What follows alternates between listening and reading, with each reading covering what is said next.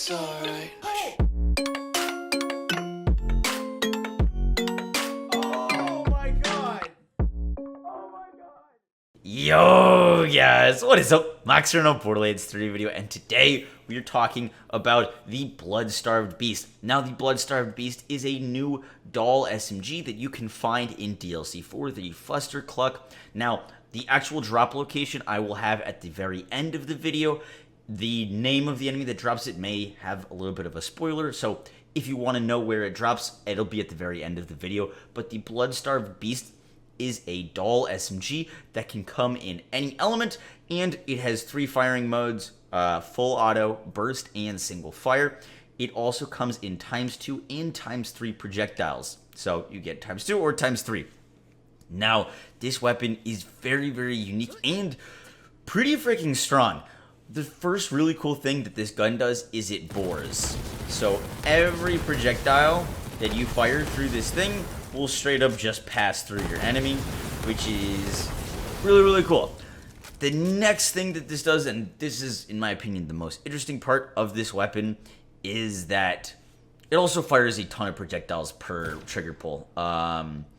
It looks like it's like 3. I believe it's 3 per trigger pull. It's going to have a huge magazine size, and when you have full auto, pretty good fire rate. Now, you can kind of see an explosion going on, and this weapon kind of has like a built-in short fuse. Now, it doesn't get the crazy scaling that short fuse does, but randomly, while you're shooting a target, we're doing 66 there, you will proc an explosion on your shot.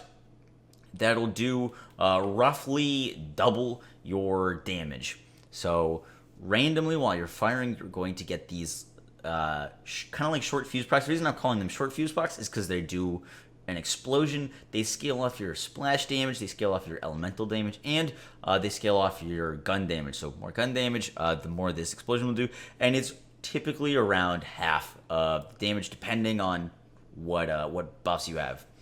Now, this thing is very cool with the high fire rates and the chance to proc. You're going to want to be spewing out as many pellets as you can, because from my testing on the semi-auto variants and the burst fire, this one is a consecutive hits burst fire. It doesn't seem like having, as you can see, like a ton just went off there and then none went. It seems pretty random, and having burst doesn't seem to increase, or single fire increase, the chance of that explosion happening, and that explosion is going to be the most damage that you're doing with this thing. Now, as you can probably guess, this weapon synergizes really well with Moze.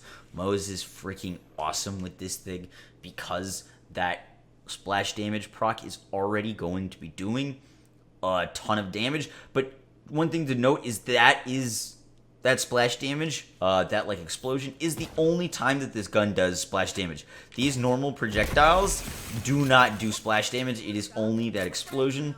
So this thing with Moze and short fuse and Skagden, when you get that big explosion proc, which is going to be like pretty much double the damage that your gun is doing, it hits really, really hard, as well as the high magazine size and the fire rate when you get a full auto is really, really awesome. Now, one thing that I will say about this thing is it does chew up ammo pretty quick, as you're going to start with a big mag and you will just blow through it. Another thing to point out is because of this high projectile count, it works really well with flak, with head count, and Megavore. This weapon is nice with, and on Amara, I really, really like this weapon. Amara, and I love SMGs with Amara and ties that bind, and with the high projectile count and the splash damage, this thing works great with ties that bind. It works great on Amara. Now, I will say its single target isn't the best thing in the world, but you can get this weapon to do a lot of damage. Definitely enjoy it. I will be talking about the drop rates and who to farm this from right now. This is your warning. Spoilers. Click off now if you don't want to know who this weapon is dropped from. Last chance at 3, 2, 1. Okay. The person that you farm this weapon is Evil Lilith. Evil Lilith drops this thing not very often. This is a hard farm. Evil Lilith has a long immune phase and is relatively long fight. You're going to want to bring a lot of damage. And When you do get this thing, it's great, but I did 30 runs and I got 1, so just letting you know that the drop rates are tough for this thing. It is a really cool weapon, but do not be discouraged when you're farming this because it is there. It's just going to take a lot of tries. Guys, that is it for the video. I hope you enjoyed. I hope you learned something new. Hope you guys are enjoying this DLC. It's freaking awesome. I will catch y'all in the next one. Take care. Peace!